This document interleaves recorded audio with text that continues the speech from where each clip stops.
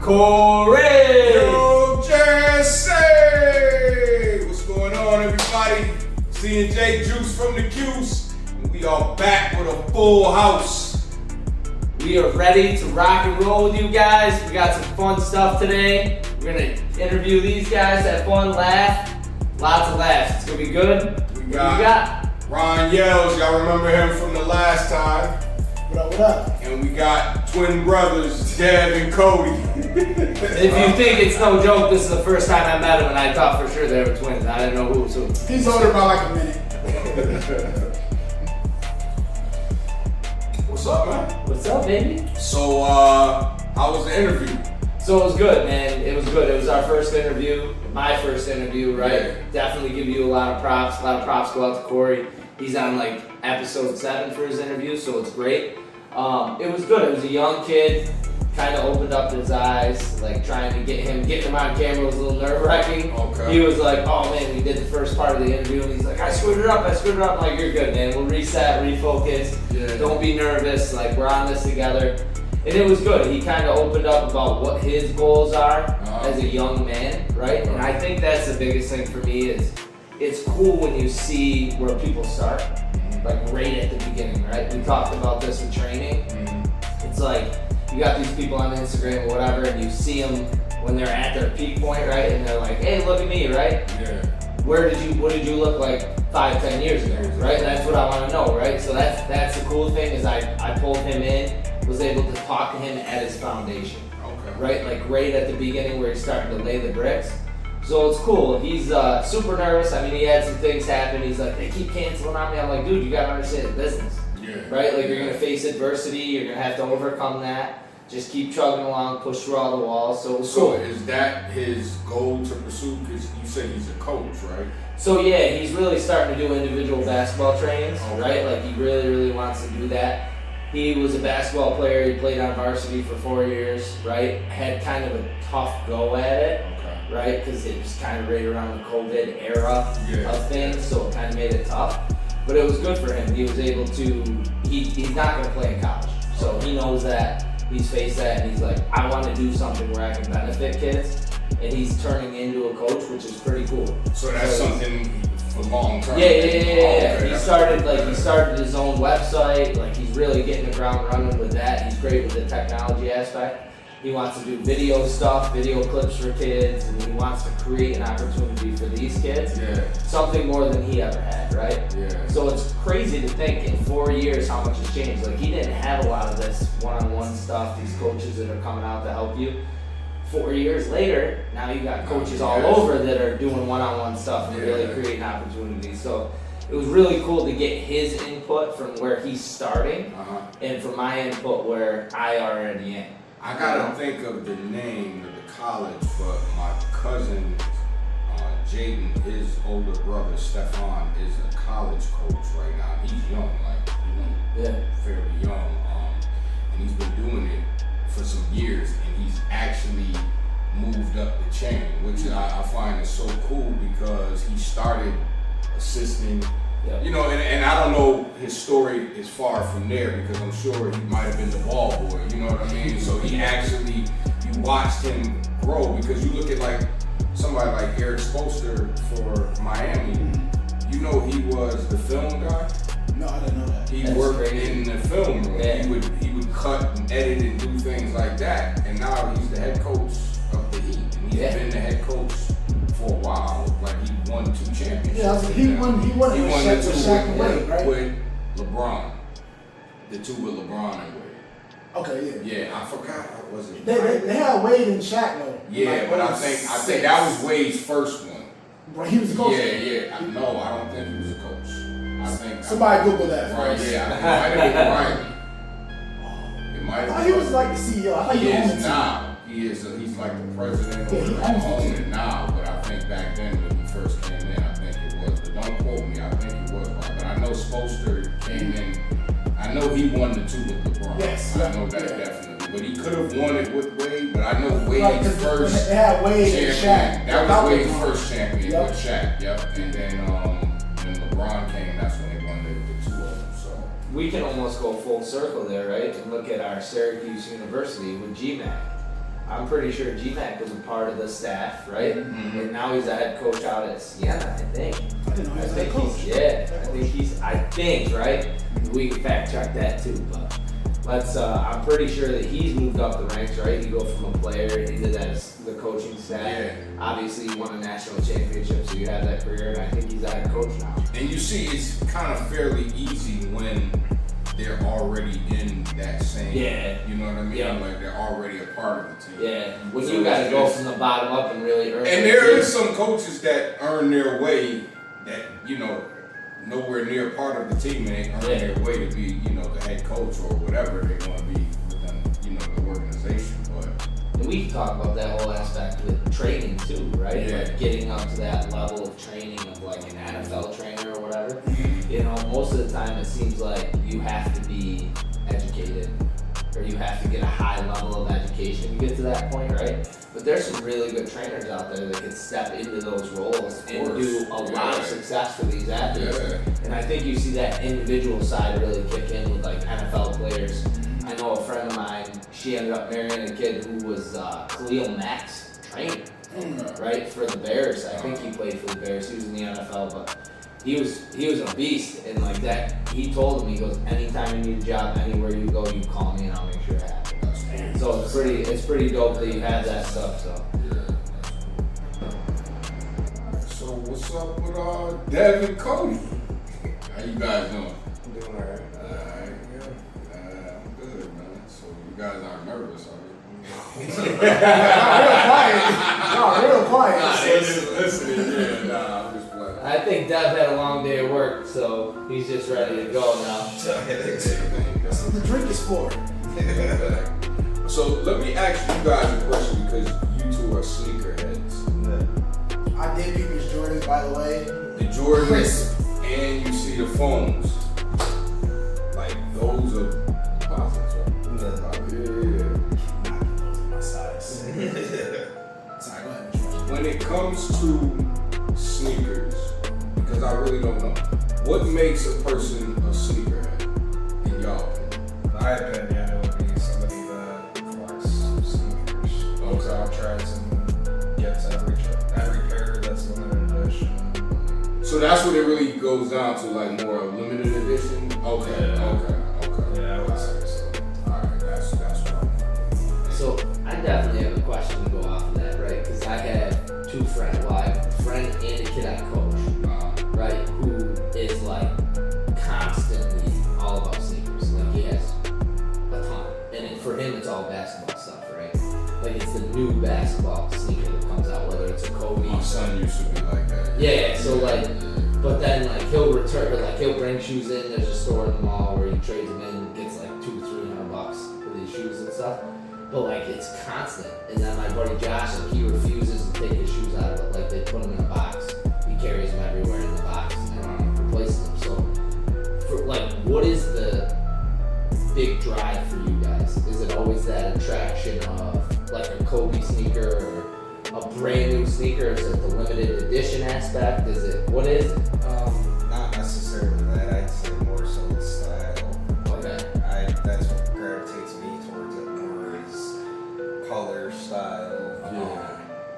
If I would wear it. Right. Yeah. If I buy a shoe, I'm more so gonna want to wear it than anything. So. Yeah. Okay, so a sneakerhead wouldn't just get the shoe just to say I got it. It would be something that he knows, like I'm gonna put this as part of my collection, but I'm gonna eventually wear it. Not necessarily. A lot of sneakerheads, when it comes to like a limited edition or anything like that, they're gonna keep that boxed up and they're not gonna they're most likely never gonna wear them. So, Oh, okay. especially a limited edition. Like I've got a pair of the Puma Rick and Morty limited edition, the MD2s, and I literally worn them once, but I probably never wear them. So I got a question. Do you guys like wait in line when the new J's or foams or whatever you like drop? Are you like those type? No, not Pitch a tent necessarily. outside, like No, they drop that 6. We Oh, no,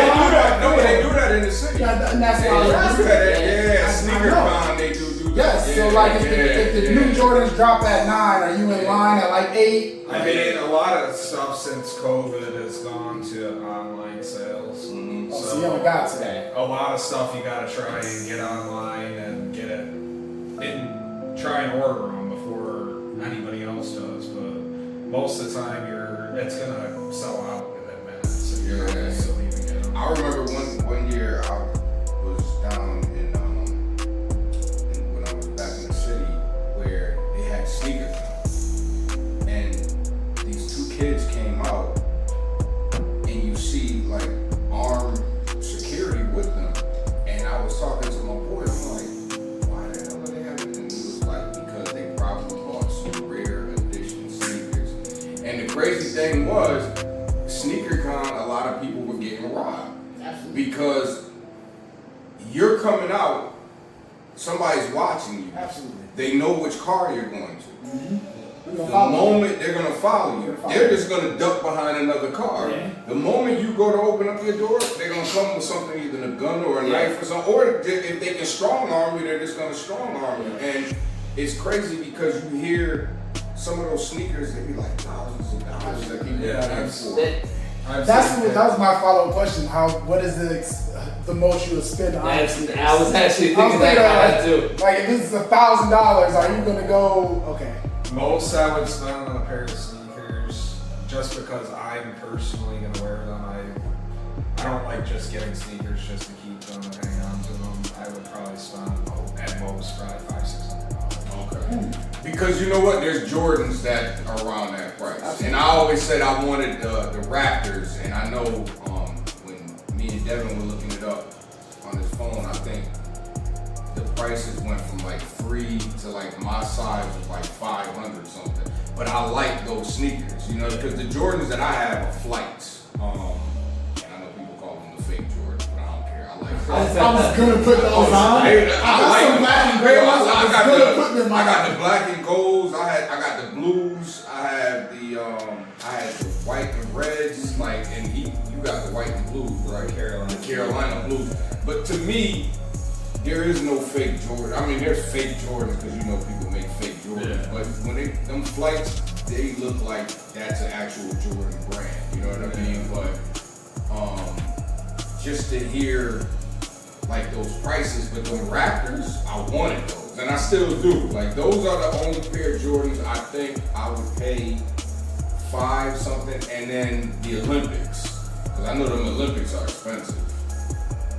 I would get those because that's a real limited edition. That was when he was in the Olympics. You know what I mean? So yeah, but it's crazy when you see people be spending like $1,000, $1,500. So you $500-$600. You spending that amount, or is it different? He would. Depending on You answered for me. He would. I was talking to I Dad. know he would. The question was for Dad. What's the most expensive pair out there, right? Like, if you're looking up shoes. The newest one. Not necessarily the older ones. Like, especially like if you look at like a real limited edition, like the Air Mags from like from the Back to the Future and shit like that. Those fucking things are outrageous. Like, you're looking at like thousands. Because even Yeezys, Kanye's sneakers got high. Yeah. I don't wear them, but No, I know, but his was high when they first dropped. they started at like 800. Because didn't he come out with the Marty McFly Yeezys? I've heard of them. I know a couple people that had them, but Or it wasn't him, but because the Marty McFly, they did have something, but I just don't know if they were Yeezys. But I know that Yeezys, they do a bunch of different like collabs and stuff like that. I just realized after buying these foam posits, I was looking at foam posits and shit just to see what the prices were of like some of the more limited ones or some of like the older releases. Yeah. I found out that they had a collab with the Yeezys, and they're actually pretty fucking cool. And Yeah. like a new inbox pair, you're looking at like $600-$700. So- but they came out back in like 04, 05. Them phones are dope. Yeah, those are sick. those phones, like, they stopped making sizes for men after like size 12. I wear a 14. Right. So when I ask for, do you have my size, they all look at me like I just violated. Well, that's true because I wear a 12 and it is hard to find. So yeah. After 10 and a half, it's like cut off. It is. The easiest way is finding them Online. Yeah. Even these ones, they sold out on the sneakers app for Nike. They fucking sold out in like maybe like 2 seconds, and I was like, oh, I'm never gonna be able to get them now. I gave up. I was like, I looked them up, or I was just randomly looking at sneakers at the on Famous Footwear's website to see what they had on like sale and stuff like that, and I came across these ones. I was like, no way they have them. And I was just like, alright, well now I'm gonna have to go and buy them. Yeah. So, and my size, like, these aren't even my size, but like they're a half a size down, so I was like, alright, I'll try them. They fit, but then they're comfortable and stuff like that. I can't put like the crease protectors in the toes or anything like that, but I have the bottom or the sole protectors and stuff like that on, so that, because obviously with them being all green on the bottom, they're gonna get dirty, and I don't want them to get dirty. He showed me the process of like the way he did with the sole protector, and that was great. Process? So that's a question right there. So what is the process like? Code, your shoes are white, right? So like that's the toughest thing, obviously, to keep clean. Like, how do you do that? How do you go? What process do you do to make? I mean, there's a bunch of different shoe cleaners you can get. I actually went to the mall one time and they sold me out some shoe cleaner, made my Jordans look brand new. So I bought it, and ever since I've been using that stuff. Okay. They actually, another way is you want to always put the protectant on your shoes, like the water and the dirt protectant. There's so many brands and stuff you can choose, but that's like the main thing that I use to keep my shoes clean. And then obviously cleaning them, you don't want to obviously wear them Fresh. Yeah, right? That's the first thing I noticed. I was like, hey, hang on a nice second. Whoa. Those were $30 sneakers right there, baby. Look how dirty they are. We're rapping. Yeah. So you just want to keep them clean, upkeep them. Just make sure that you keep them right, and they'll keep their value for the most part. Obviously. What do you guys recommend for boot cleaner? Because I got a scuff on my Timbs that I cannot get out, and it drives me crazy. Don't you hate that? What color? Man. What color? Butters, straight butters. Man, I had a nice tan tee on. I was gonna throw the butters on, a big scuff like right here. I'm like, Honestly, it's only one solution. I don't know. The garbage. I told you how hard 14 is. Bro, I'm from New York City. We wear Timbs everywhere. Anywhere. We buy 2 and 3 pairs of Timbs at one time because we know one little stuff, one little spill of drink, it's over. You're done. And it's like, it's so hard for those to clean those because you get that brush. I got if a brush. The brush is too hard. I got the brush. That material, it starts to rough it up. So now it's done. You know what I mean? Like, so. So there's no cleaner, guys? Please, there's no cleaner. I can't. If y'all know, please comment. Corey just ruined his whole trade. I hate to ruin his dream, but I know it. If y'all know a cleaner, I got please some comment. pairs of Timbs right in the box right now that I just don't wear. I just They don't do pull make out. like something specific to like different materials. It's like crap. I actually noticed when I was ordering stuff for my shoes when I just recently got a couple pairs. They actually sell like it's like almost like a foam pad, like a magic eraser almost, and it's supposed to be like you're not supposed to like put water or anything on it, but it's supposed to like help with like those like the different like more I don't know how to explain it, but like the materials that are Like suede. Oh, okay, yeah. What's it called? It's called Crep. So if you look up Crep on like Amazon or something like that, you can find all their products. They have tons and tons of different things. Not sole protectors, but the crease protectors. They've got like the pills that go inside of them that just keep them fresh and stuff like that. It absorbs the moisture. They have a spray you literally spray it on your shoe, it waterproofs your shoe, and they have like videos and stuff like that where they literally put like ketchup on the shoe after spraying it with it, and they tip the shoe over in the ketchup. Crack with Just rolls right off. See? Jesse, it's a process. Yeah, it's a process. Listen, I feel the process every time I put a new pair of shoes on. I'm putting that in my I I get see, scared. but you, alright, so let me ask you, the same, like, you have sneakers that you don't use to train in, that you just use, like, when you go and hang out, do you have that, or do you just... So I just like, it's tough for me because like I have these sneakers that I wear all the time when I train, but I wear them outside like a dummy, right? Like I shouldn't wear them outside, just throw them in my bag and carry them, but I'm lazy and I just don't want to do that. Yeah.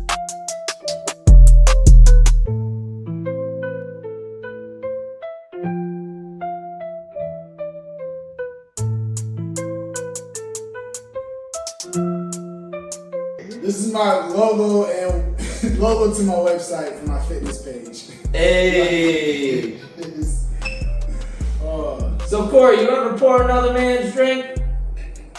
Nah, I don't do that. Alright, wow. I don't believe in that. I don't believe in pouring another man's problem. I respectfully disagree. Why? It's a trust level. No. You know where it came from? Say you had going through some issues, Yes. right? And I understand what you're saying, it's a trust issue. Mhm. But say you're coming to me with women problems, Absolutely. Okay. and I'm not going through no women problems. Okay. I just want to have a good time. Okay. And you coming to me with women problems, I don't want to hear that shit. So if I start pouring you more drink, it's like, you know she love me, and I don't want to hear that. So I don't want to pour your problems. So that depends. That's just on- something we started in New York City. I learned it from my boy D Wright. You know what I mean? When he started saying it, I was like, yo, that's true. So ever since then, and this is going on probably about 15 years. So I'm not saying that I wouldn't. I'll get you the cup. I'll get you the liquor. I'll point you to the, you know. You do everything but pour it. Exactly. So my rebuttal to that is, again, it depends I'll pour you a on- chaser now. It depends on, again, the trust level and how well you know that person. Now, if you know I'm an emotional fuck, yes, that's probably not a good idea. So it depends on how well you know the person, which kind of goes back into the trust and the friendship aspect. Somebody that you just met, you don't really know like that, absolutely. Why? But if But- you're going through something emotional, we can talk about it. I don't have Maybe I want to drink. Well, then drink, but I don't want to hear that shit, though. But maybe I'm not the type to talk about it, and drinking makes you feel better. That's how well do you know me? Liquid My best courage. friend should know that. Liquid courage. My best friend should know that. That's where it goes to the how well do you know the person. I'm not going So the question is here, alright? Let's go here. So are you worried about pouring too much to get that emotional side out? Like, is that why? Is it like, I dropped a little bit too much? No, because there? it's just I wouldn't know what would be too much or wouldn't, you know what I mean? Yeah. Like, I don't know a person's tolerance for them to start Yeah, bringing right. out those emotions. Yeah. So it's like, So- you know. So with that, I would only trust a select few people. I only have a select Yeah. few like really best friends that I would trust to pour my drink level. So that again, that kind of goes into just knowing the person.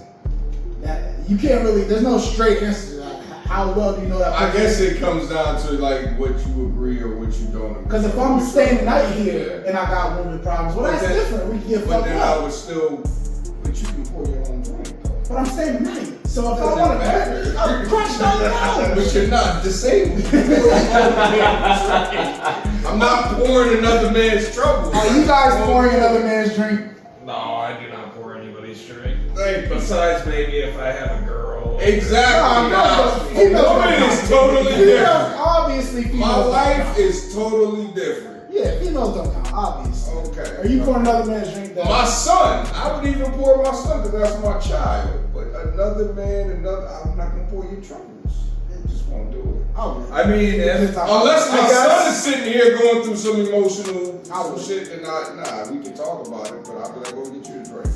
I guess it depends. If the person asks me to pour them the drink because they want it like how I make my drinks, so that. Alright. Okay. Now, like that could be different. So if you make this drink, But- it's delicious, and I say, yo, can you make this exact drink? You're making one anyway? That's different if I'm doing that, but I'm not gonna get up and go and pour you a drink to a drink. I'm not. So it's gonna be based on the way you say it, correct? No, it's gonna be based on if I'm actually making one myself. But you're letting Well, them make your drink. Hang on a second. Hang on. Because you just said, right? Like it's different if you're just like, okay, he poured it well, so he can pour my drink, right? So like, if you poured a drink and I was like, I took a sip, right? And I was like, oh, that's real good. Can you pour that drink the same way? No, because you see what just happened just downstairs. I was smelling the blue Hawaii, Yeah. and I asked him what was it. He literally went down there and told us how to make it. Yeah. So I poured my own drink. Yeah. It would be different if, like you were saying, or like he was saying, he was right there and he had a cup, and I'd be like, oh, yo, can you make me one? Then he's doing it all at the same time. Yeah. That's different. But to physically just go down there, oh, let me go make you a drink. Nah, I'm not gonna do that. Pour your own troubles, man. I disagree. Your own troubles. So here's the question of the day on the podcast. Would you or would you not pour another man's drink? Comment below. Let's see. Let's see what you guys got for The us. 'cause reasons we're why. curious. Winner gets a yellow spit flash. Yes, and the winner gets to pour Corey a drink. Alright? No, you don't. You get a sweatshirt. If you're a female, you can pour me a drink. Exactly. There you go. Did we sum that up? Because I know you've been wanting to talk. I've been wanting to talk about that all night. Because he wanted me to pour him a drink. I was like, pour me a drink. And he's like, absolutely not. He's Shout worried. out to Drink Champs because y'all have inspired us to do this. So Yeah, we blame you guys. salute the Drink Champs. You know what I mean? Jesse, why you not pouring your troubles? My Maybe he doesn't have my any troubles are a long way away from home. Maybe he doesn't have any troubles. Because if I pour my troubles right now, I'm rolling down them stairs. Or he's crashing on his couch. That's what he needs to say. Yeah. No. Safe. Okay. No, definitely, dude, I definitely got to give a shout out to Drinking Champs. I don't know how they do this. Like, that's impressive. They smoke too, so Yeah, they're like- drinking and they're getting high. What they're doing is, I'm like, how do you guys do this and stay focused? But I'm they gonna have tell fun. you, them, Joe Rogan, and Joe Button, and Shannon Sharp, I just watched this. Gilly and Wallow, $1 Million. Shannon don't really Gang. get drunk though. Shannon don't be drunk. No, not just that. And Mace and Cameron, it is what it is. And Think Media. They have, from me, in my perspective, changed the game with podcasts. So I like to always give respect. You know, we always do that. Yeah. I like to see, Yeah. let people know who inspired us, and the people that I just named, those are the ones that made it kind of comfortable for me to want to do a podcast with you and just in general. But the person that inspired me most to start pushing things out was C.T. Fletcher. Yeah. C.T. Fletcher, the workout Yeah, dude. It was just him and like, 'cause let me ask y'all a question. When y'all work out personally, what's in your ear? Because for me, it's C.T. Fletcher. I don't listen to music anymore. And I haven't listened to music now, honestly, in probably about 5 years, unless when I was at the gym, like when I was working at Planet Fitness or Blink, and I didn't have my headphones, so I had to listen to, of course, whatever was on there. But for me, if I'm using the headphones or if I'm in my basement, it's only C.T. Fletcher, Mike Rashad, my cousin, Mr. 2 Weeks Out, or David Goggins, Master P, 50 Cent. I'm listening to things that motivate me. Yeah. You know what I mean? So, like for y'all, because like I said, it's going on 5, maybe 6 years now that I don't listen to music. I got a certain playlist. A lot of 50 Cent. That's kind of, we talked about this last It's time. upbeat, yeah. That's upbeat and kind of my idol to a certain extent. He gay as hell, so I don't idolize a lot of shit he do. Yeah. But business-wise, we really came from a lot of 50 Cent.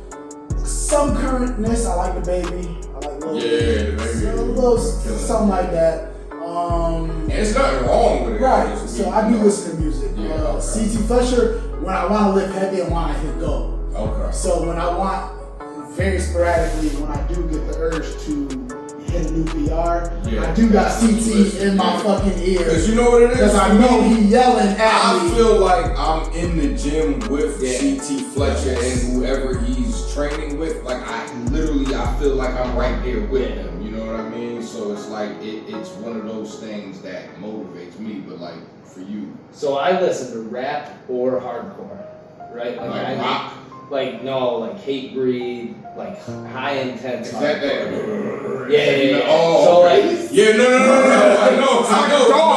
Like, Because I did listen to that at one time in the gym, and it is intense when you working out. So Yeah, like it when I used to bench 405, right? Like before I would go into a session of doing 315 heavy, like where I'd be doing 10 or 12 reps, I'd be putting on Destroy Everything by Hate Breed and like something that was just crazy in my head, or it's rap. Okay. Like I love, like rap really does hook me when I'm lifting, and it just get like I keep it in my ear and I know I'm gonna stay like hot. And I'm gonna keep moving and I'm gonna keep going. Like there's no ifs, ands, and buts about it. But that's about it. The one thing on the flip side I will say is when I was like cutting weight, I weighed like 262. I've talked to you about this. There was that girl that was like, you're fat, blah, blah, blah, like, you know, all this stuff. When I broke up with her, I used to just put on motivational speeches. Like that for me. It works. Yeah, because like what I love the most is like I'd wake up in the morning at 4:30 and I'd hop on right away and I'd throw on a motivational speech. Okay. And a lot of it would be a variety of different people, like like The Rock would come on there, Inky Johnson, right? Inky Johnson, like E.T. all these guys. E.T. Fletcher was a big one. E.T. Eric Thomas. Eric Thomas, E.T. So like these guys that would literally push you to just think about life and like put you in that perspective, right? Like I will say, like E.T. always talked about being homeless. Right, and like how he came now where he is now, and like that was something that motivated me. The Rock would talk about being like, hey, I'm the best fucking worker in the room. Like he was in a room full of NFL players and he was talking about it. Ray Lewis, I love Ray Lewis's inspiring speeches. I look at like old school speeches from movies, right? Like Any Given Sunday, when he gives that speech in that room. You know who else gives good speeches? Denzel Washington. Yep. And he's on a lot of. If you look up motivational stuff, like you'll get Denzel, you'll get E.T., you'll get them in a group, right? Like it's an hour-long session, and you get all these different motivational speeches. And I love that because it really pushes you to like think about life, think about where you're at, and push yourself. So like that's how I love to start my mornings because I would do 100 push-ups, 100 sit-ups, and I would do shrugs. And I would do shoulder stuff. So at that time when I was going through all that shit, that was huge for me. I'd throw that on YouTube, hop up in the morning, I'd get going, that'd be the start of my day. And see, for me, like when you listen to C.T. Fletcher, like to hear his story, like this man almost, died 3 times. Yeah, heart surgery, right? Yeah, and died 3 times, and it was like it took him, I think it was, he said 18-month recovery, where he had to sleep standing up because of the surgery.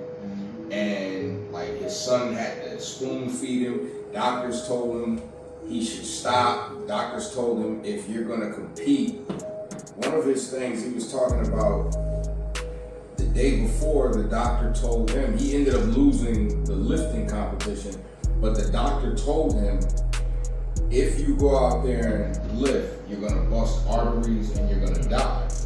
And he said, so fucking what?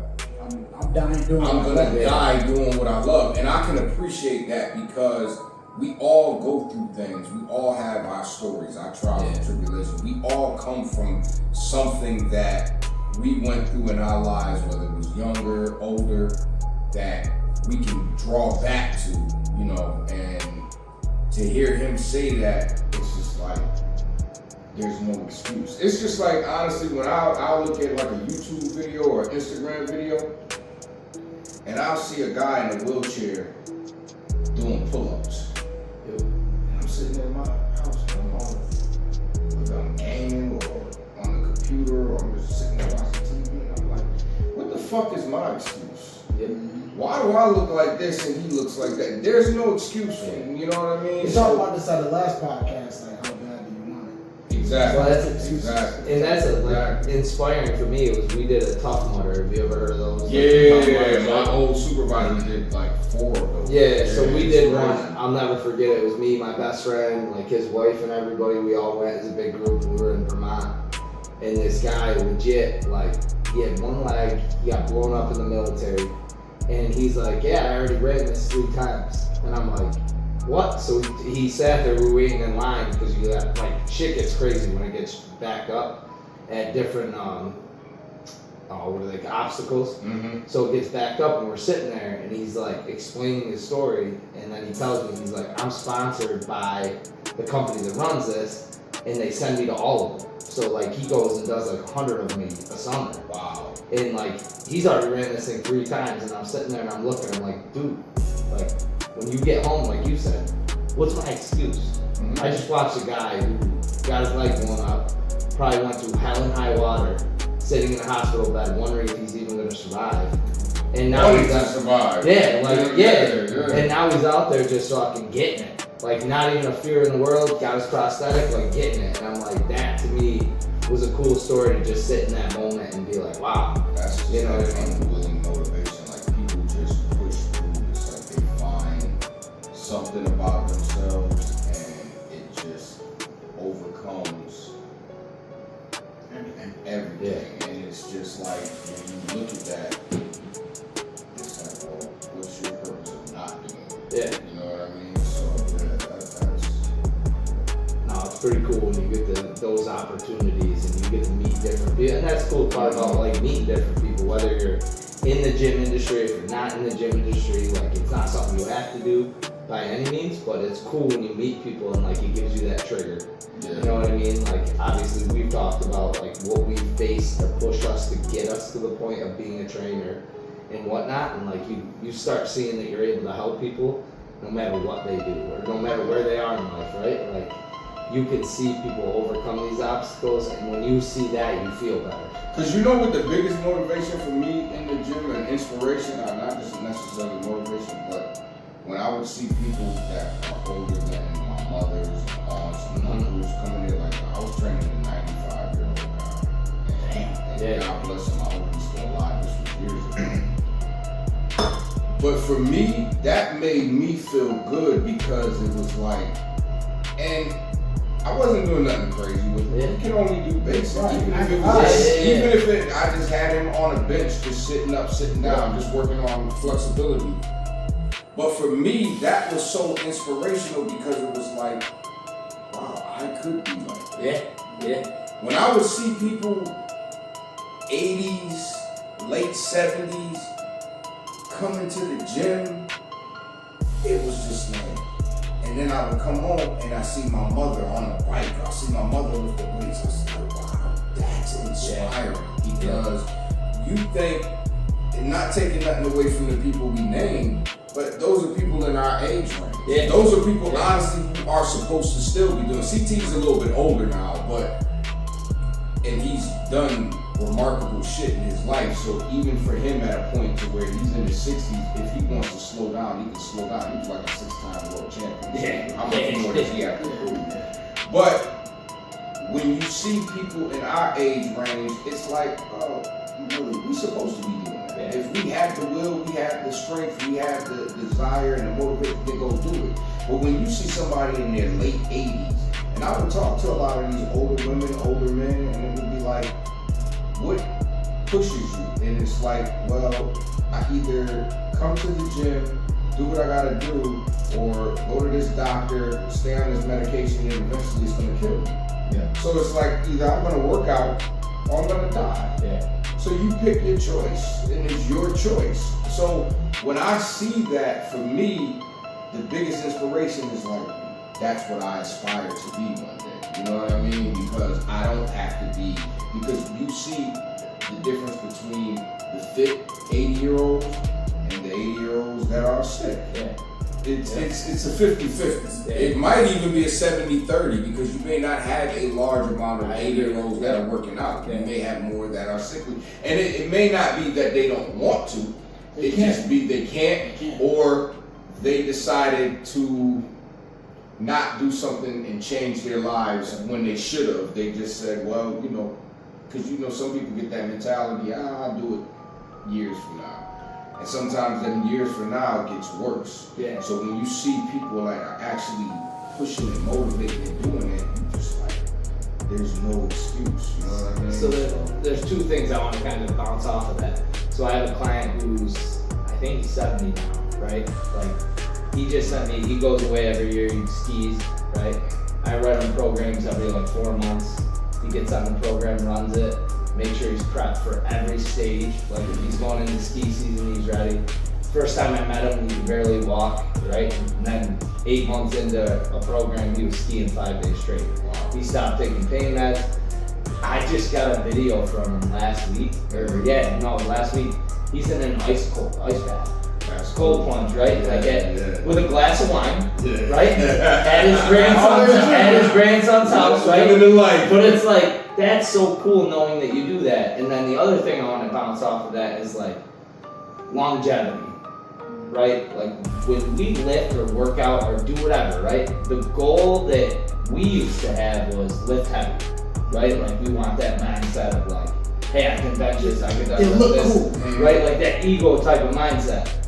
Now as a trainer, I look at longevity. Like my goal for me is to live a long life, a long healthy life, right? Like that's my overall goal.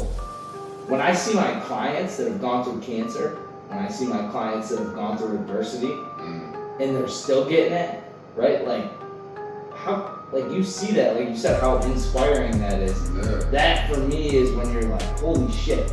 If I start now at 35, I will be there. Exactly. And how many of those clients or people do you talk to and they say, I wish I did this 20 years ago? You know what I mean? You're like, I wish I did this 10 years ago. You can change your life drastically. Like I know me in my 40s, and I'm sure you in your 30s, I would crush 20-year-old cool. Oh, yeah. The only difference is agility as far as where I feel more of, like me and my son, because we have a podcast that me and him were talking about, there's certain things that I can't do at my age. Of the age. But, and it's not even just necessarily because of age. Some days I can't squat full range because of my legs. But then there's other days I can squat full range. And it's funny because when I can go heavy, I can squat full range. When I go lighter, I can't, but I'm doing more reps. But it's like, you see, like, it's like, wow, that's a difference. But you can see where it's like, how you were saying, if you would have started this 15, 20 years from now, but when I look at it, I'm like, 20 years from now, I was benching and squatting a lot, but now my body does it even more. Yeah.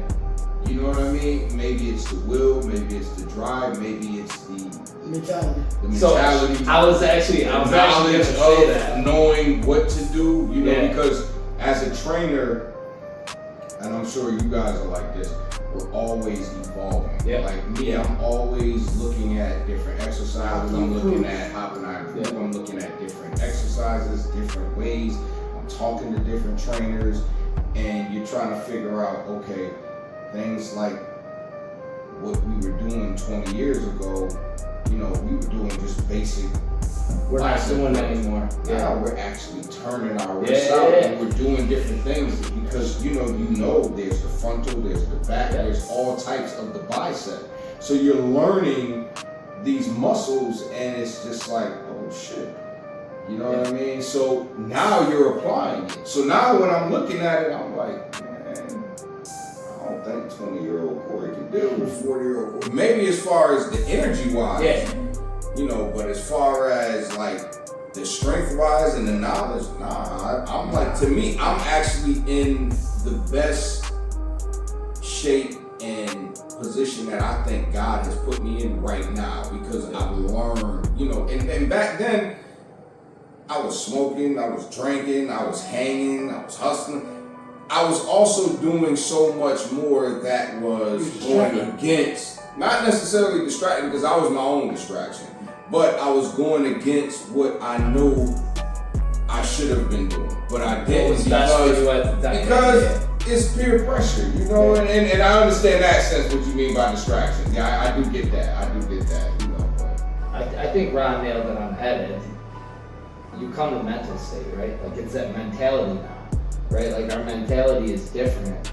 We've grown and matured, so now we understand and care more about that aspect, right? Like in time, you start to mature and your mental state gets stronger, right? Like when you're young, like you said, peer pressure, your mental state can be pulled in a million different directions. Now your mental state becomes more focused and more tunnel vision, and you really straighten up that whole aspect of your life. Like it changes. We know it because we got kids.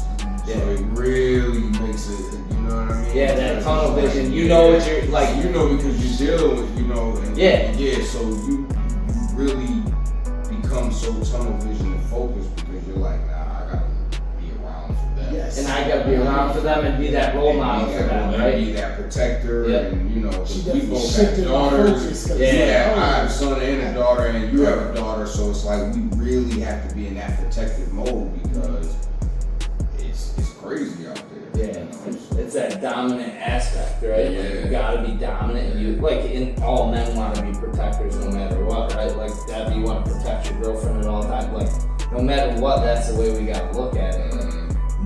Men are built for that, like that. You can look at it. If I were to take a test, I'd probably be low on a majority of things, but that protective instinct would always be that 100%. One thing, it's one thing. That's the one thing I'll always be dominant, right? Exactly. You start looking, you walk into a place and you're like, ain't nobody gonna fucking stop us, right? Like, if we walk into a bar, I'd be like, hey, good luck. That's what I love about what C.T. Fletcher would say. He said he'd walk into a competition and be like, which one of you motherfuckers is coming second? Because I'm coming first. And it was like, that was his mentality. And he was always coming up first. Because you know what it also did? It fucked up everybody else's. Everybody. Yep. And the thing about it is the only way you were going to beat him was to beat him. Yeah. Think about Kobe and Michael Jordan. Like, we want to talk basketball, right?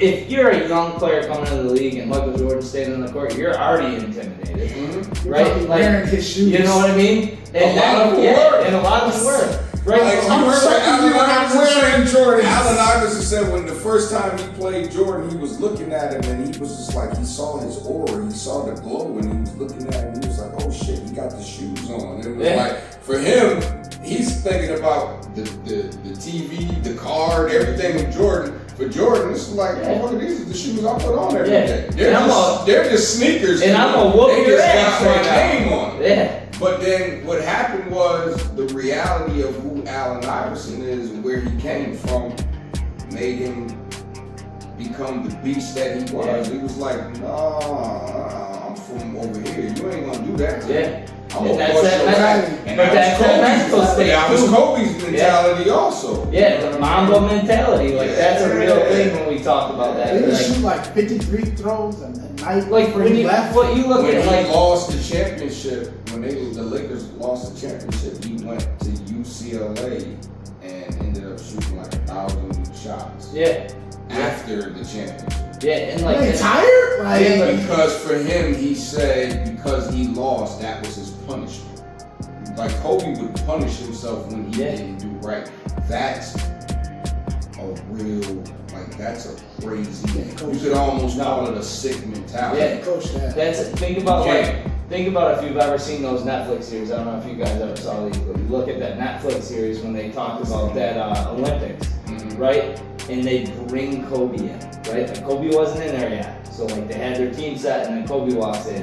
And they were like, the first night we're all like, yo, let's go out, let's do this, let's do that. And they're literally walking downstairs for breakfast at like 7 and Kobe's already down there and he's pour and sweat. Because he would go out Yeah. and he would tell him like, all right, well, if I'm going to go out with you, then tomorrow you got to do what I Yeah. do. 5 o'clock, he knocking at your door, you sleep, he in the gym. Yeah. Gym, shoot. That dude had it set 4 o'clock in the morning. He already had a workout in, so they're coming down the stairs from their night out, and Kobe's already like, done. I already have a workout in. I'm already a step ahead of you. And that's why You know what I he mean? won 5-1. And Yeah. would have had more. Had he not had injuries. And those injuries. Those Yeah. injuries messed him up too. It's that mental state, man. I think that's what it comes down to. For me as a coach, I had this conversation with kids last night. Like the biggest thing is their mental state, right? Like they're good athletes. They work their ass off, right? These kids are 13, 14 years old. I put them through the ringer last night, but their mental state is what holds them back. Like, let it go. Like, think about it when we're working, right? Like, we get frustrated, we get our fucking mind wrong. As soon as our mind wrong, everything else goes wrong. And you know what's crazy? You know what I mean? Do you know the body gives up before the mind? Oh yeah. A lot of That's people why they don't say realize. mind over matter. A lot of people don't realize that. Like, if you're doing a workout or you're doing something at work and your body is just like, oh, I'm tired, but your mind is like, I can do 5. Yeah. I can do Yeah. 10 more. But because your body overpowers your mind, then you just stop. And that's what ends up happening. It's like, sometimes it takes practice to understand that. Yeah. And sometimes some people just don't get it. Some people like to have that weak mentality. Well, let's think about that. Like, what do you guys like when you think about everyday life, right? Like, think about everyday life. That's whether you're facing adversity, right? You can go to Ron, Cody, Dev. All this question is to you guys. Is like, when you think about that mentality and you talk about that and you face adversity, what's the first thing you're gonna handle with? Your body or your mind? Definitely your body. That's the first thing you're gonna handle, like a situation. Like, if you're facing adversity, is it gonna be, does this question make sense? Like, are you, the first instinct you're gonna have, are you gonna use your mind for it, or are you gonna use your body to handle that situation? My mind. Yeah, definitely. Yeah, so like, I get it, yeah. you know what I'm saying? So like, that's where I think, That was a good question. That was a good You know what I mean? Because you're gonna think it before you react. Like, Yeah, that's- I get it, though. I get it. but I get that's, it. like, that's one of those things, right? Like, obviously we have to use our mind to think about that, but when we think about facing adversity, Corey brought this up earlier, right? Like, no matter what it is, everybody faces adversity in some point of your life, right? And what's the first thing you use when you face that adversity? Are you using your body or your mind? Your mind. 'Cause you're- And what's the most important aspect of it? Your body or your mind? Your mind's gonna just react physically, right? Or your body. Your yeah. body's gonna react physically, Physically. but your mind is Yeah. going to think it out to make Yeah. your body react. So yeah. And then that mind is gonna be the one battle, like, you're fighting constantly when you're facing adversity. Yeah. How do I handle it? Yeah. Right? Like, That's the difference between those that just react and those that actually just think about it. Like I'm one of those people, me personally, I've learned to not let things get to me to a point to where it's like, yeah, things that happen at work, things happen in life, and you just flip. But you still have a point to where, well, I know I have a point to say, okay, am I gonna go to my breaking point? But then I know me personally, I don't like to feel weak at that point once I go to my breaking point, because at the same time, I don't know who's watching, who's rooting for me to fall or fail. But I'm human, so of course, sometimes you just want to break shit. yeah. You got shit to lose because your parents. Exactly. My daughter kind of motivated me to a Exactly. certain point, right? Exactly. I got to provide and protect for her, so I'm gonna deal with this bullshit, Bullshit. temporarily. Yeah. It's like I got the kids in the way, so it's just like, This ain't worth it. it's not just This ain't impacting me, it's impact because I'm the head of it. So, I'm like, look at Optimus Prime. So Yeah. people are waiting for me to move, you know what I mean? So it's like you have to sit back and you think about that. But we all do have those breaking moments where we're just like, man, fuck this shit. Snap. Yeah. Of course. I think If a person doesn't snap or even think about it or feel like it, you're bullshit. yeah. You're bottling something in and it's going to blow up one day, and that's the most Which is just as unhealthy bad. thing in the world to do. So, no, but that was a good question. Yeah, it's a tough one because you know what I mean. It is. I think that's what I'll say about like society in general is I think we don't use our mental state enough, right? Like we don't really take the time to breathe and relax, right? Like when they really say that like meditation will benefit you, it's a big asset, right? Like I think in life we all just try to like react so quickly instead of just processing everything. Because it's nature and instinct. It is, right? And like, but you think like sometimes the world looks so bad, right? When you're looking out your window and it's like, wow, there's a lot of bad shit, a lot of negative shit going on. Why don't we just come together, think about things, not be afraid to talk about things? I mean, we're all from a different walk of life, right? Like, I think that's where people aren't open to be open-minded, Greed, right? too. Like, yeah, Greed. greed is. Greed Says is so says that shit right in the Bible Greed is too. the motherfucker. So I got a question. What is your number one go-to to just relax? It doesn't necessarily have to working out. Meditation. Yeah. Meditation and praying. What's yours? I mean, When you having one of those days and you just need to know, I need a minute. What or who does it? Could be a person. I mean, the one thing I do is I usually just go home, I relax, I sit down, play video games with my friends, kind of cool off. That's a But it helps. It's a though. kid. So what's yours, Dad? Like, What was the question? so like, what's your? Go ahead, Rob. What was your number one thing to decompress, de-stress? Or who? It could be a person. Probably just honestly going home and relaxing, smoke a bowl. I was waiting. I was like, so no one's gonna say. So no, because we're on YouTube. No one's gonna say smoking. No one's gonna say smoking. I smoke cigars. Do y'all feel like social media and YouTube have a negative influence, specifically on the younger people, as far as, like I told them, back in the day when you used to have a promise about it, you just go in the backyard and square up, and you shake your hand after it, and that's it. But now, people are more inclined to shoot and stab because they don't want to get embarrassed, because they really can't fight. So if it's a problem, they just go to immediately shooting and stabbing versus actually settling the problem like men, because shooting and stabbing is easier than going viral if you get knocked out or choked out or whatever the case may be. So I think that could be a broad question, especially when It's you more of a talk. statement, but Well, no, I think that's a good. Yeah. I think for you, Ron, that's a great point because, I mean, this younger generation only knows social media, right? Like, you know what I mean? So 2000s and up. yeah, so like this younger generation, I'll put it into perspective of like young females have it tough, right? Like young females especially because they see all these girls on Instagram and like now they gotta look a certain way, right? And I think back in the day it was magazines, right? Like that was the big thing. TV, your video. But I will say like that cyberbullying, what I've learned from coaching is that cyberbullying, is right? Like where these kids are talking shit to other kids in schools and like it does put a hurt on them because these kids go home and they see that and they have nowhere to express it, right? Like because they don't have that communication aspect that we had, right? Like we can communicate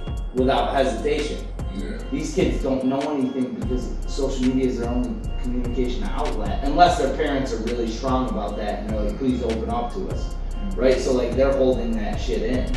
But then on the flip side, I have kids right now that it's pretty, I find this cool, is like they're pushing out like posts, Instagram posts of each other. Like they'll see a picture of a kid that got a photo taking him in basketball and they'll repost it and be like, that's my boy, that's my dog, right? Like look at him grinding. So like I love that aspect, but I think social media is definitely taking a huge hit on this younger generation, absolutely.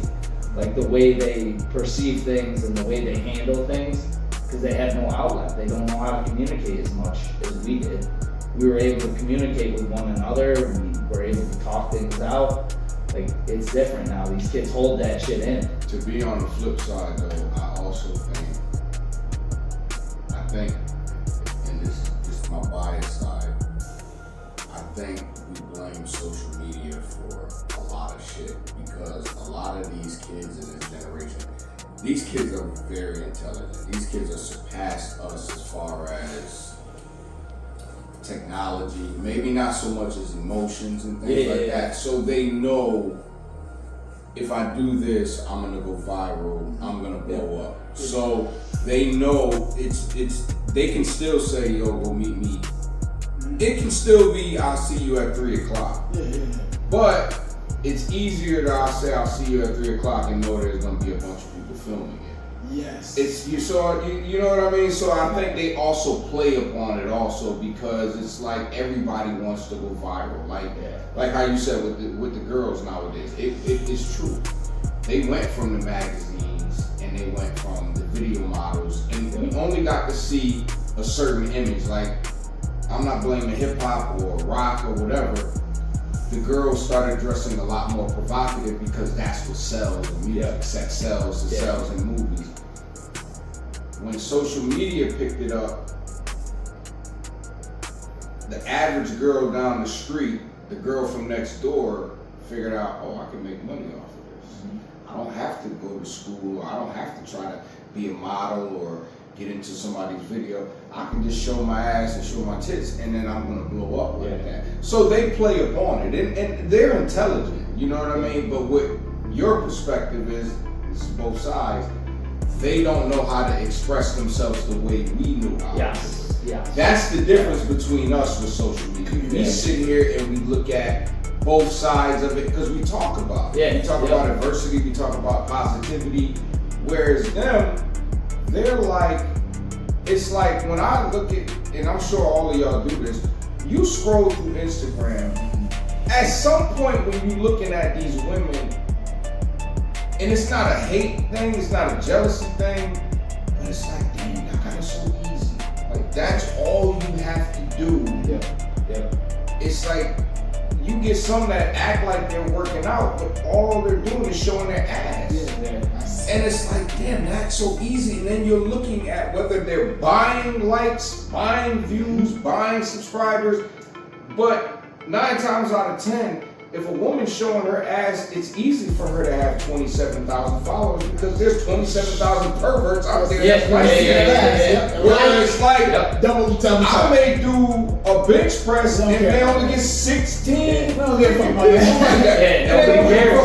And it's so easy for them. So I understand both sides of it, especially now becoming a content creator. It's like, wow.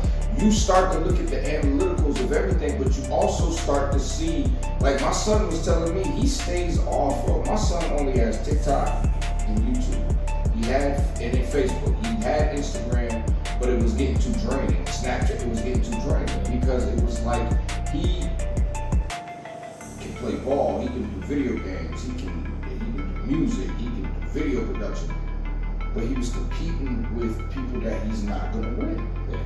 And after a while, it does get frustrating. And even in content creating, even with what you're doing right now, a female can do the exact same thing you're doing and take off. And they're doing it. It's the exact same thing, the exact same topic. You put a mini dress on her and have everything. Imagine a group of girls right here in this same row talking about sex and ass and all like that. They're gonna get at way more 2,000 views. And it's not saying that. One thing I believe about what we're doing, the longevity, that's what I look at. That's gonna fade. Because once your body fades and look, and there's always gonna be somebody that's gonna come out and look better, younger, faster, more beautiful, whatever. But as far as the timing, they're gonna go at it quick. Well, you said sex sells. That's what I'm saying. So social media, a lot of the youth nowadays, and not even just the youth, it's people our age. They know if I do this, I'll blow up. I'll blow up because that's what everybody wants to be famous in that sense. There's a lot of female rappers that want to rap and talk about other topics. But Like I'm a big Glorilla fan. Yeah. Like Glorilla said in interviews, I want to talk about and rap about my childhood and everything else, but she knows she ain't gonna sell like that. Jay-Z She said don't want to it. hear about that shit. Truthfully, I'd rather rap like common sense, but I define I ain't been rapping like common sense, and it's true. It's like he knew I could talk about this positive. I could talk about what's going on in my You don't neighborhood. want to hear about that. Ain't nobody gonna hear You don't want to hear it. that shit. Why? Because the kid that's out there on the block, he's not going through the positivity. He's really struggling to eat. He's hustling. Yeah. I gotta relate to him, and especially with music. Music is current. If you're not relating to what's happening right now, nobody. That's like me. People. I got family members like, yo, why you stop rapping? I'm 40 in my 40s. Don't nobody want to hear about that. Especially if I'm not talking about what's current. And see, I was one of those people. I talked about the government. I talked about police brutality. I talked about politicians. I talked about strip clubs and things like that because I was But I always tried to leave a message. My name was Soul, surviving off unique lyrics. Everybody got a soul, so I'm basically saying I can relate to everybody. But if I'm just going through, like a lot of my boys would be like, yo, sometimes we listen to your music, bro, and it make us go home and want to reflect about life. And they would tell me, I don't want to hear that shit. I respected it. It hurt, but I respected it because it was like, damn, they want to hear about something else. So that's how it is with social media. It's like they know, yeah, I want to be like this, but I'd rather do this. I'd rather go do this prank. I'd rather go into this store and steal from these people and they have my boy because I'm gonna go viral. Yeah. They know better. These kids are smart. They know better, but they also know that's not the way to stardom or fame. You know what I mean? So it's like when you look at it, it's like the cyberbullying. I remember we were talking about it before. Us, we close the computer. Yeah. We ready to fight. These kids. When you first said cyberbullying, These that's the first thing that I thought about. When you said cyberbullying, I was like, just close the laptop. Yes. But these kids, but that's where you made a great point. They don't know how to deal with the emotional. So That's what the ends up problem, coming, yeah. they end up killing themselves. Yep. So they end up going to kill up Or somebody. shooting up a school. Yeah. School, you know. Well, Go that's to the thing. school and just aim. So social media is so it's so diverse because there's so much benefit to it, right? Like we've talked about, and like when you think about podcasts, right? We talk about podcasts in general. Obviously, we have one. This is our focus, is to get people to obviously listen to the message, right? And that's the thing with podcasts. Most podcasts are about messages, right? Like, so most podcasts, yeah, they're current, but they're also the lifestyle aspect. Like you, when you were a rapper, like you want to talk about and reflect on life. That's why I think you nailed it on the head with the longevity thing too, because in longevity, you're gonna hear our podcast in 15 years and somebody's gonna be like, okay, right? Like now with the current aspect, you have to be in the times. So nobody gives a shit right now that we're talking about longevity and like all that aspect. It's not what's hot. Yeah, but in 10 years, somebody might hear that and be like, man, that changed my life. And like, that's the overall goal. I think that's what I do as a coach, what we do as a podcast, what you guys do as trainers, what you do for me at work. You keep my ass sane, thank God, right? Like, but that's that aspect of like thinking about that. I think that's where kind of podcasts differ from social media, right? I think they kind of separate themselves from the social media aspect. Like, you use social media platforms for podcasts, but I think podcasts are a completely separate entity. Different platform, right? Like, exactly. I really think that's Very a whole true. separate entity when we talk about podcasts compared to social media. I think social media is more of like the direct, like what's going on today, It's current. you know what I mean? So like that's definitely a big aspect that we can think about. So that's what I want to throw my 2 cents in. Now we can speak on the positives of social media because it was formally started as a tool. Facebook was started out as a marketing tool. Go back to MySpace. Yeah. MySpace. I miss editing my page and adding MySpace, songs. right, constantly. I miss MySpace, they weren't even allowing you to do certain things. I know I use MySpace as that was a marketing tool for me. Yeah. I'm having a show when I'm putting my videos, like these are my songs, and you can do that. Yeah. But YouTube, what I love about YouTube remains old school and new school. Like YouTube allows you to be you. Yeah. But Instagram, TikTok, and I love TikTok because that's where, for me, that's where I get my most traction. A lot of people tell me they started TikTok. I don't have a TikTok. I do, but I'm never on it. TikTok gives me my most traction. Instagram gives me traction, but I had to learn the algorithm with Instagram, and I've kind of figured it out. TikTok, I can throw something out there. Facebook is becoming the old school legend. It's hard on Facebook. But it is. It's becoming the old school legend. But YouTube, what I respect and love about YouTube, bro, like YouTube allows you to be, if you want to be old school, if you want to be new school, if you want to be hyper, if you want to be boring, you want to be melancholy, like YouTube allows you to be that way because somebody out there on that YouTube world is going to relate to you. That's what's so cool about, you know what I mean? Whereas like Instagram, I can say Instagram is, it's the blessing and the curse. Because if you can get hot on Instagram, you're set. You're set. TikTok is the same way too, but TikTok is a little bit more, we gonna rock with you. But Instagram, if you can catch that algorithm, really catch that wave on Instagram, you'll take off with that. You know what I mean? And it's all timing, right? Like you just said, like you gotta catch it at the right time. And you gotta have the right motion. It's something that you're doing because remember, you're posting in a story where people are on your page and they see Ryan Yell's circle. I'll see your circle and I'll go click it, but who you think is next to you? 50 Cent, the Baby, all these people. Whereas like, I'm clicking Ron. Oh shit, but 50's right here. And Ron could be doing something great. I'm going to 50. But I'm going to 50. That's what's so crazy about that. That's what's so crazy on that, man. I'm not gonna lie. I see Jesse. I think he either posted it on his story or on his page.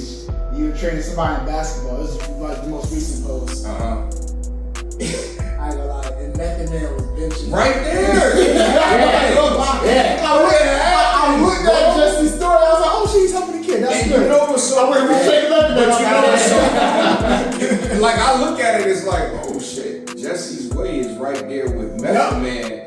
But at the same time, I love you, Jesse. But I accept it. And the thing about it, that's the only thing you can do. You have to accept it because if you don't, it's going to eat you alive because you're going to be like, damn. I remember liking the post because I was like, shit, that was fucked up. I like the post.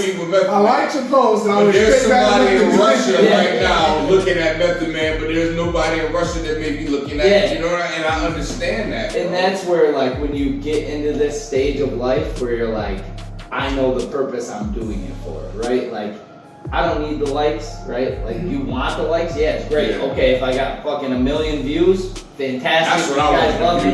I want the views and the subscribers. So that's cool. But for me, my mindset is like, if I'm making a difference with this kid, if I'm not making a difference with 5 million people that I don't know a fucking thing about, I don't give a fuck. Because that one kid will be the one kid that can remember the day I died, right? Exactly. Like, it'll be the kid that shows up to my funeral and says, hey, like, if it was, he helped me in this stage of my life, right? Like, so you do fight those battles, and listen, I'm gonna be looking at Method Man over me too. So, like, at the end of the day, even crazy though what you said. Say that kid you're training, he has the 5 million views. And the first person he mentions, it was a basketball news. The first person he mentions is you. That's better than the 5 million views. So, of somebody like I look at Drummond, Drummond right now that I interviewed.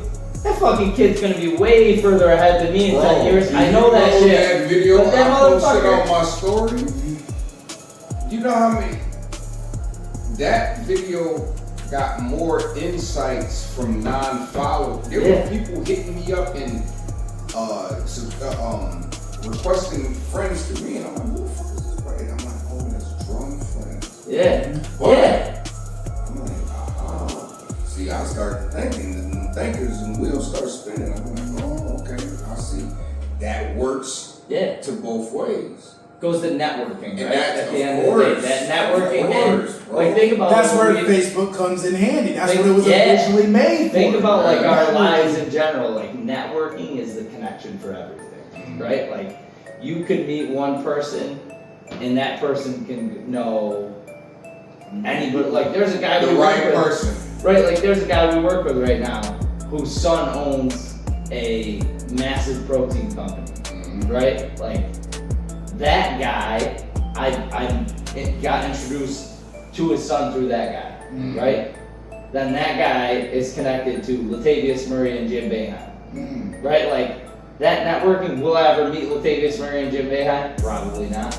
But that networking can help me grow into something else. And then you connect with those people in a full circle, you just never know what could happen. Like you just said, that possibility is endless. Bro, I looked at my sister. My sister went to school with Sherman Douglas, Eric Coleman, Lawrence Moulton. I remember one time living in my mother's old house, and we had a Christmas party, and there was a knock at the door, and I went to go open the door. Do you know how crazy it was? And at one point, she knew Shelby Hill, who used to play football, and my cousin LeVar Lockdale was the actual wide receiver for that school. But dude, you know what it was like to open up the door and see Sherman Douglas, Eric Coleman, Billy Owens walking through, and I'm like, what the fuck are y'all doing? Like, oh, yo, Shannon here? I'm Y'all like, lost? yeah. Are you lost? I didn't know my sister. Oh yeah, we went to school because she went to SU. She's graduated at SU.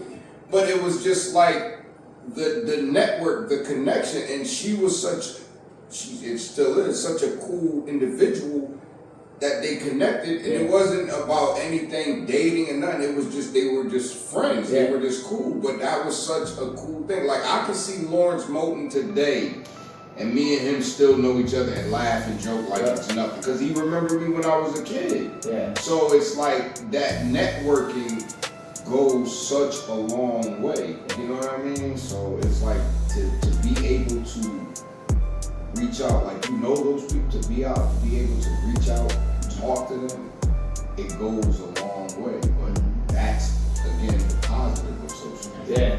Yeah. And those connections will stay. Those connections will stay. You know what I mean? If you leave a good positive impact on anyone, it's gonna help. It's gonna keep you there. You know what I mean? So This was definitely a good one. this was a good one. This was a great one. I mean, yeah. Thanks to Cody for teaching us what that is. I don't even know what that concoction Corey is. not pouring anybody's troubles. And Devin he just disagrees. smiling. You could always pour a man's troubles depending on the situation. No. I disagree with that. Devin coming through with camera number 2.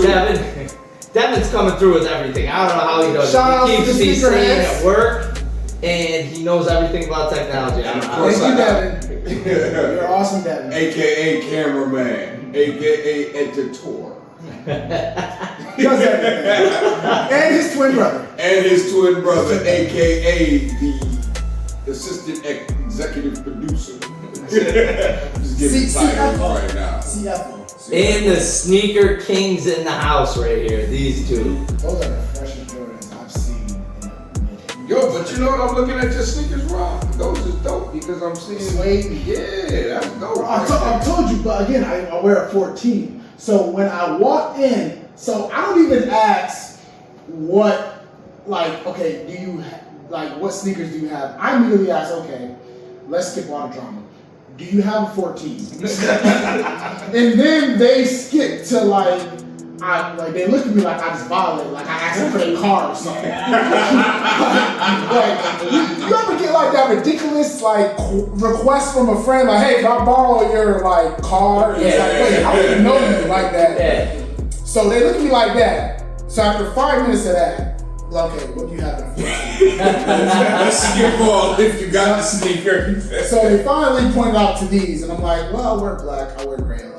Yeah. I'm gonna get these. Yeah, nah, those is dope. Thank you. Yeah. So when you have huge feet, I mean, not even huge feet, anything over a 10 and a half, because I feel like they really stopped making Nowadays, sizes yeah. over a 10 and a half. So after a 10 and a half, you pretty much, like he said, gotta order it. Well, look at Shaq. Shaq got size shoe that 16 or some shit. No, his are like 22. That's what Yeah. Shaq shoe is the size of a rim. I know that. Yeah, it's the size of a car rim, bro. And on a workout tip, so when I was playing semi-pro football, my cleats was this long. I didn't hit legs like that.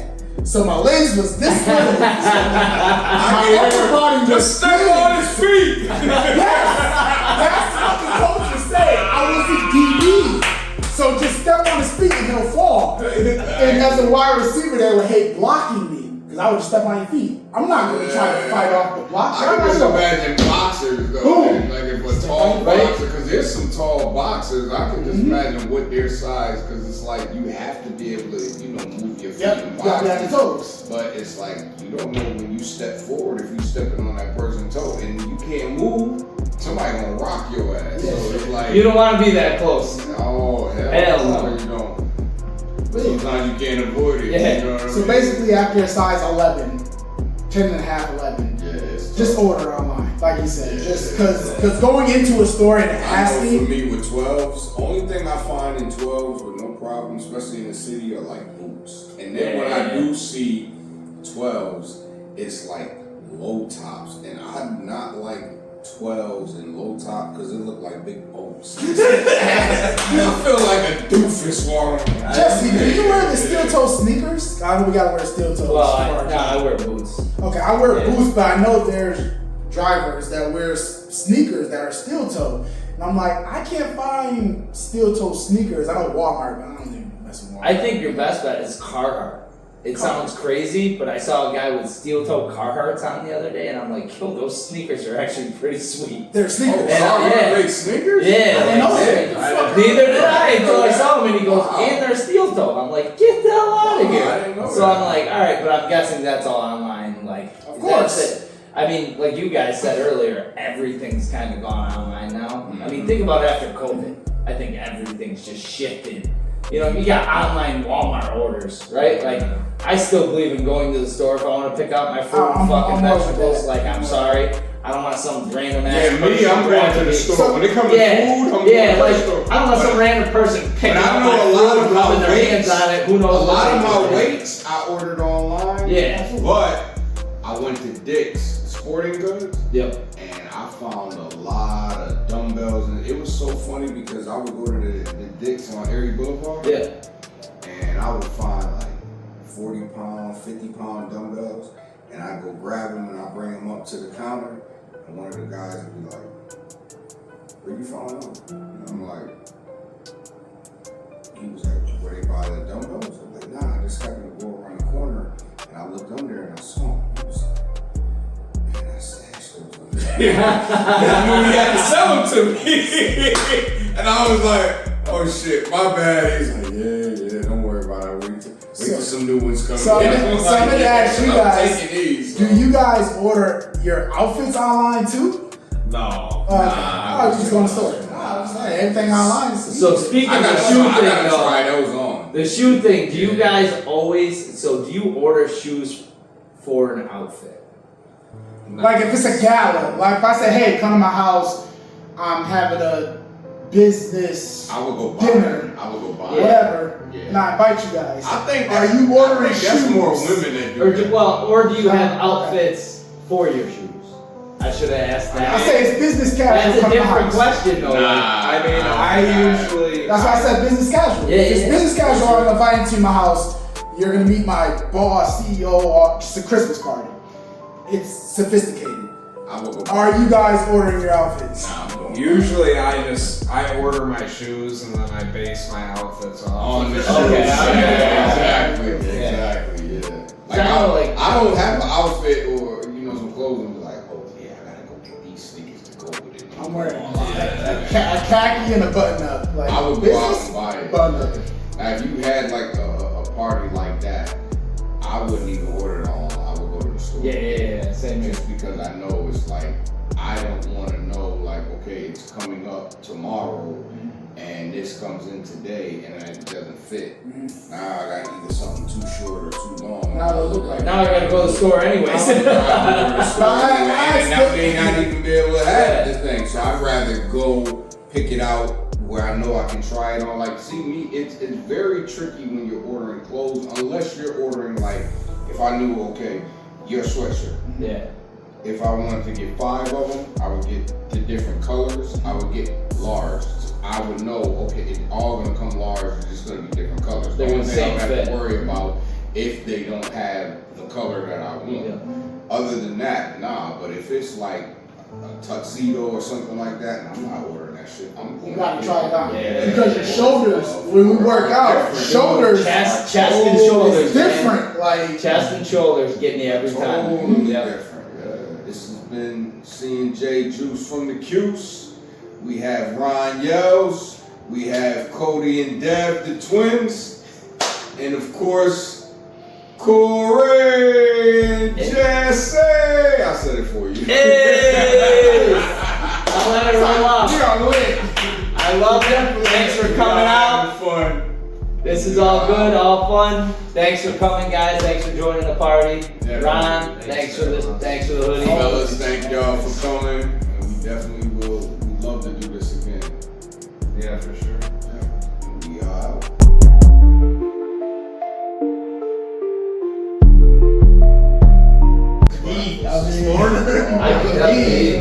Bell says one of y'all told her y'all was ordering pizza. No, Belle started talking about stuff. Oh.